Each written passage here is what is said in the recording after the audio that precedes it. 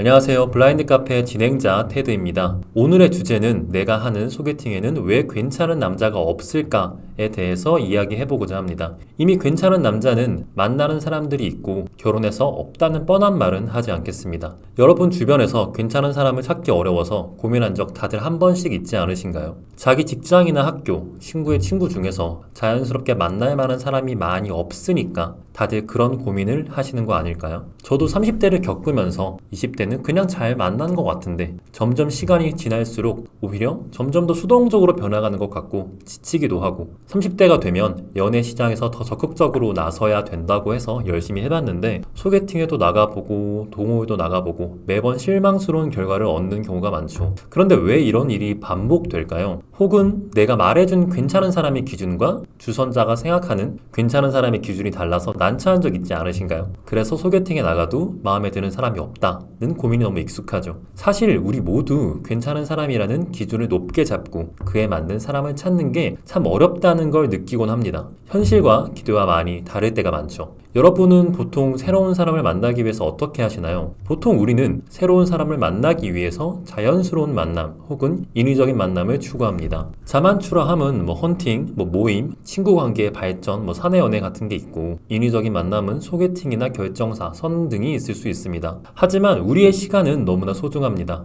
이제는 예전처럼 이것저것 다 해보고 다 알아보고 할 수 있는 시간과 체력이 부족하지 않나요? 그리고 원하지 않는 소개팅과 아무 사람이나 오는 대규모 모임에서 가볍게 만나서 더 이상 상처 입고 싶지도 않습니다. 그렇다면 어떻게 해야 할까요? 일반적으로는 자만추를 잘해왔고 각 잡힌 소개팅이 어색하신 분들은 기존 방식에서 조건을 조금 정해보는 건 어떨까요? 괜찮은 남자의 많은 조건들이 있지만 남들이 보는 조건과 내가 원하는 사람은 조금씩 다를 수 있으니까요. 첫 번째로는 유료 모임과 특정 클래스를 추천합니다. 자연스럽게 이성을 만날 수 있는 최고의 방법 중 하나는 유료 모임이나 클래스에 참여하는 것인데요. 예를 들어 독서 모임이나 와인 모임, 골프 모임 같이 특정 관심사를 일부 비용을 지불하고 사람이 모이는데 여기서 중요한 점은 유료 결제라는 점입니다. 대표적으로 아무나 다 들어갈 수 있는 오픈 채팅만 봐도 정신이 하나도 없는데 누구나 제약 없이 들어갈 수 있는 곳이라면 괜찮은 사람은 거의 없다고 봐도 무방하지 않을까요? 우리가 왜 커트라인이라는 기준이 있겠어요? 3만원에서 5만원 정도의 허들이 있는 모임이면 그래도 아무나 오지 않고 또한 일정 수준 이상의 컨텐츠가 있는 곳에서 만나는 게 제일 좋습니다.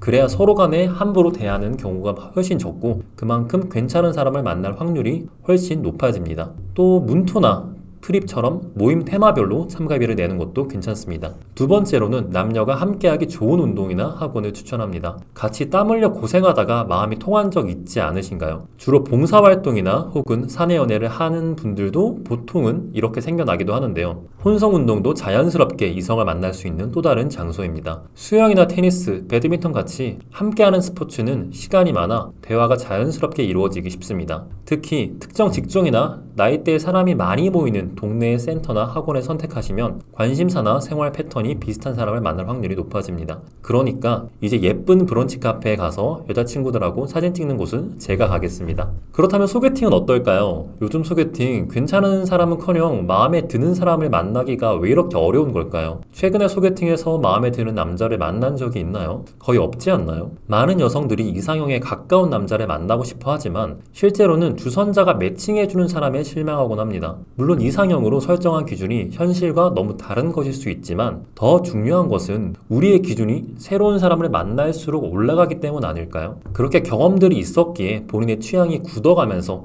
이런 스타일을 좋아하는구나 내가 라고 정리가 되는 사람이 있을 수 있고 아직 경험이 많지 않으면 남들이 좋다고 하는 스타일 말고 내가 어떤 스타일을 좋아하는지도 모를 수도 있습니다. 나는 예전에 이런 사람을 만났었는데 라는 아쉬움과 다시 그 관계를 쌓아가야 한다는 부담감도 있을 수 있습니다. 이전 사람을 비교한다기보단 나의 경험이 하나씩 쌓여가다 보니 이제 예전에 하나씩만 보던 걸 이제는 이것저것 다 보이니 안 볼 수가 없는 게 아닐까요? 그렇기 때문에 외모, 직업, 경제력 등 다양한 조건을 모두 충족하는 남자를 소개팅에서 찾는다는 건 거의 불가능에 가깝습니다. 이미 올라간 기준을 전부 내릴 수는 없지만 포기할 수 없는 것들을 정리해보는 시간도 필요하다고 생각합니다. 누가 봐도 괜찮은 사람을 원하기보다는 이것만큼은 내가 보기에 괜찮은 사람의 기준을 정해보면 도움이 될 것 같습니다. 물론 이런 모든 방법들이 괜찮은 사람을 만나기에 도움을 줄 수는 있지만 모임 참여나 운동은 표면적인 취미나 관심사로 만남은 시작되지만 그 관계를 깊이 있게 발전시키려면 어느 정도 시간이라는 노력이 필요합니다.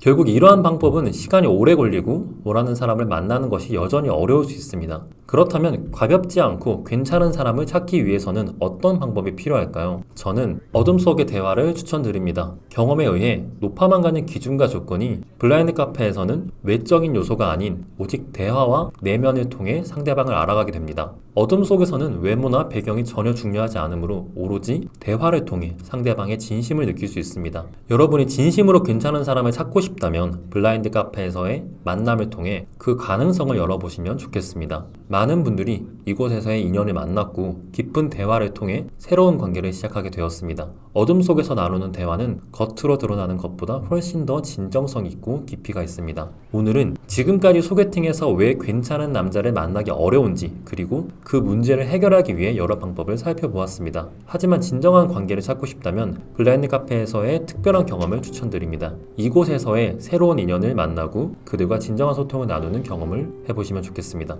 여러분의 진정성 있는 관계를 응원합니다.